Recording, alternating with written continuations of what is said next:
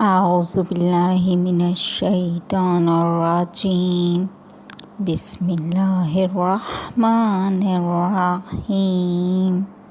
یہ کاشانہ بصیرت کا آڈیو بک چینل ہے اور جو کتاب آپ کے زیر سماعت ہے اس کا نام ہے اسلامی تہذیب و ثقافت، جس کے مؤلف ہیں ڈاکٹر علی اکبر ولایتی، مترجم ہیں معارف اسلام پبلشر، اور اس کا اب آپ 22واں حصہ سماعت فرمائیں گے۔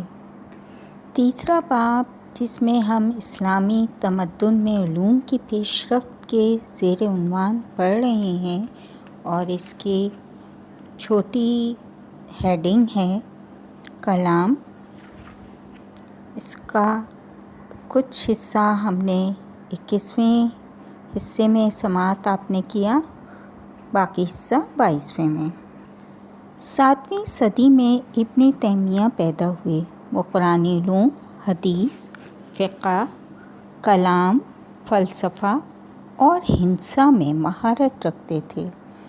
وہ مسلمانوں کی سنت کا دفاع کیا کرتے تھے کہ جس کی وجہ سے اہل سنت کے دیگر مسالک کے بہت سے پیروکاروں نے ان کی مخالفت کی۔ اگرچہ ان کا حنبلی مسلک سے تعلق تھا، لیکن اس مسلک کے اصول کو اجتہاد کے ذریعے قبول کرتے تھے اور بدعت کی مخالفت کرتے تھے، اور اولیاء خدا سے تمسک کرنے اور انبیاء کی قبور کی زیارت پہ تنقید کیا کرتے تھے۔ علماء اسلام کے ایک گروہ نے ان کی مذمت کی، جبکہ ایک گروہ نے ان کی تعریف بھی کی۔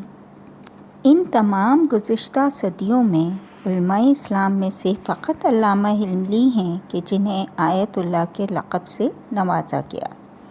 آپ 7ویں صدی میں پیدا ہوئے۔ آپ کی 400 سے زیادہ تالیفات ہیں۔ انہوں نے اپنے علم کلام کے بارے میں تالیفات میں سیاست کی بحث بھی کی، اور وہ سیاست کو عین دین سمجھتے تھے۔ ان کی علم کلام کی مباحثت میں شیعہ سیاسی افکار جلوہ گر ہیں۔ ان کی علم کلام میں اہم ترین کتاب الباب الحادی عشر ہے۔ اس کے ابواب میں مذہب شیعہ کے مختلف کلامی موضوعات میں مثلا نبوت، عصمت پیغمبر کا ضروری ہونا، پیغمبر کی افضلیت، پیغمبر کا نقص سے دور ہونا، امامت، امام کا معصوم ہونا، اور حضرت علی کی امامت کے حوالے سے بحث اور تجزیہ و تحلیل کیا گیا ہے۔ 7ویں ہیڈنگ تصوف، عرفان اور فتوح۔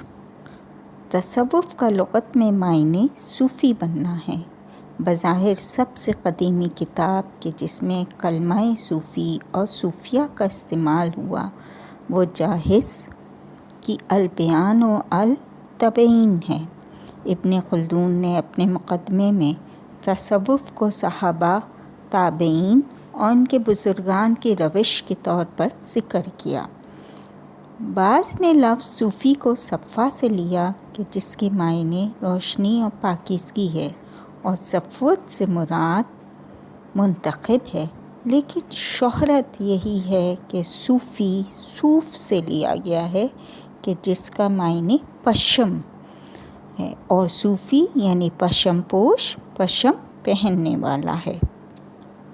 عرفان کو یورپی زبانوں میں مسٹک کا نام دیا گیا ہے کہ جو یونانی لفظ مسٹیکوس سے لیا گیا تھا۔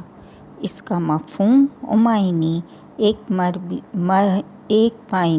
مرموز، پنہاں اور مخفی امر ہے، اور اصطلاح میں ایسے خاص دینی پہلو پہ دلالت کرتا ہے کہ جس میں کسی انسانی فرد کا کائنات کے رب کے ساتھ بلا واسطہ رابطہ اور اتصال پیدا ہونا ممکن ہے، اور یہ علم انسان کو خالق کائنات کے ساتھ کشف و شہود و باطنی تجربات کے ذریعے متصل کرتا ہے۔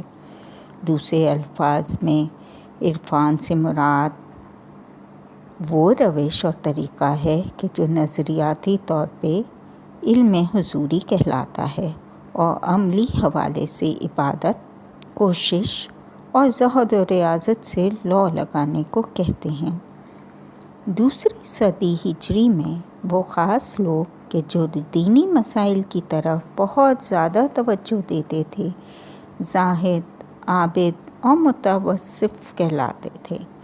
اس دور میں ہمیشہ میں عبادت میں مصروف ہونا، اللہ تعالیٰ کے لیے ترک دنیا اور دنیاوی لذتوں سے دوری اختیار کرنا، زہد اور ہر وہ چیز کہ جسے لوگ برا سمجھتے ہیں مثلاً ثروت جمع کرنے اور جاہ طلبی وغیرہ سے پرہیز کرنا تصوف کہلاتا تھا۔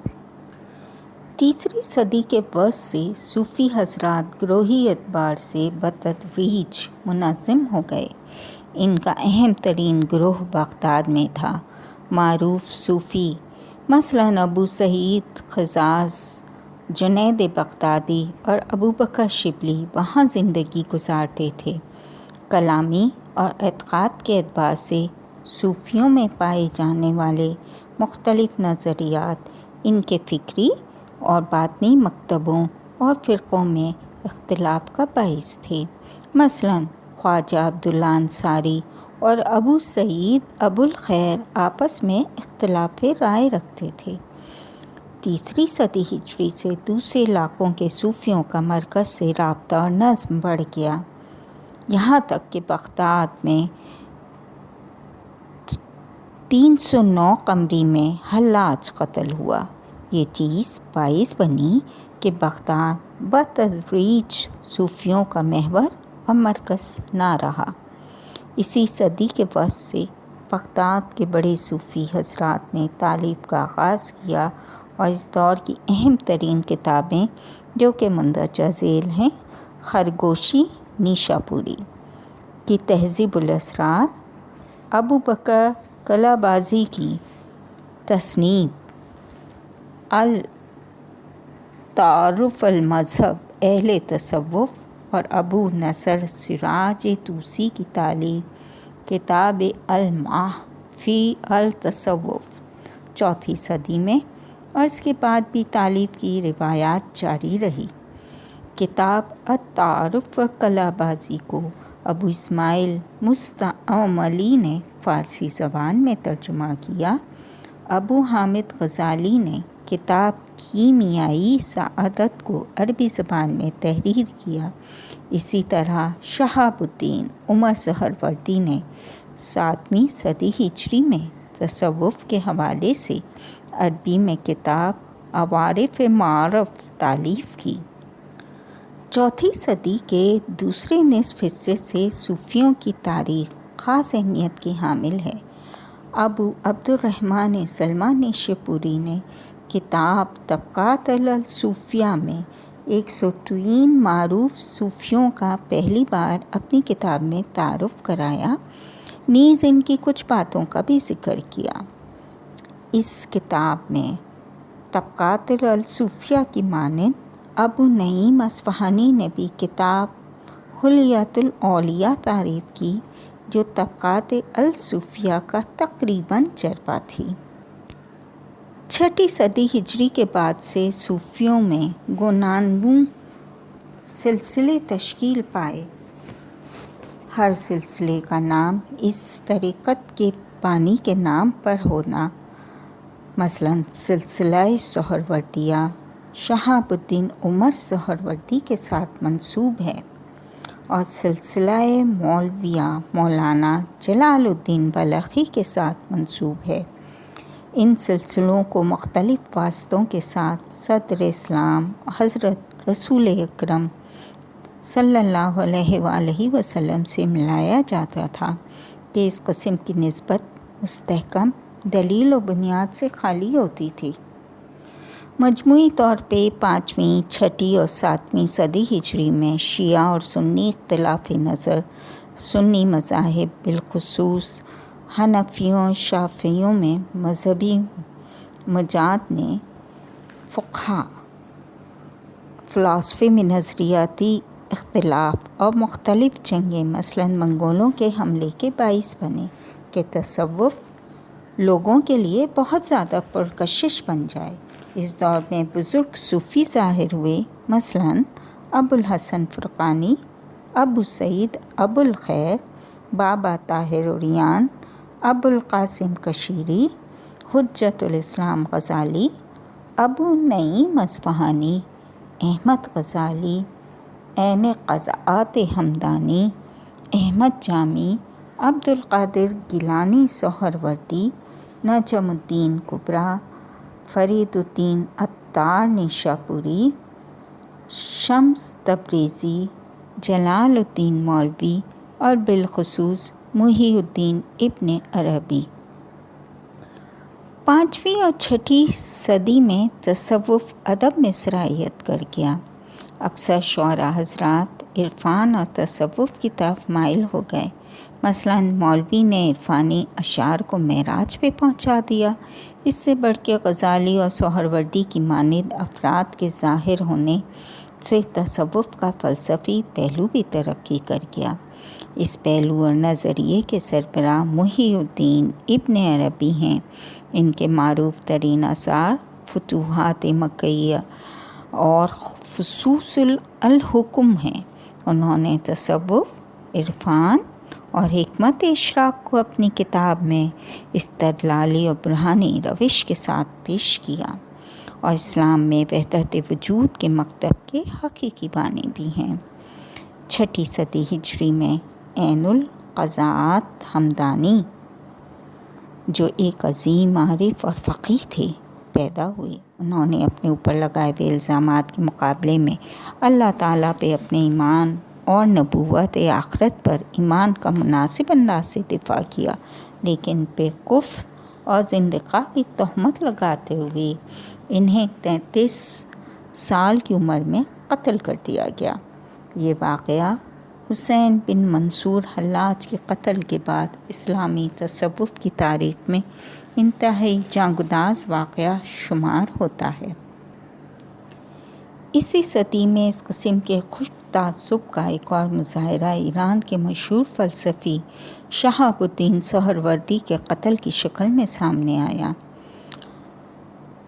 549 قمری میں سہرورد زنجان میں پیدا ہوئے اور 587 قمری میں صلاح الدین ایوبی کے حکم اور حلب شہر کے متعصب لوگوں کے بھڑکانے پہ 38 سال کی عمر میں قتل ہوئے۔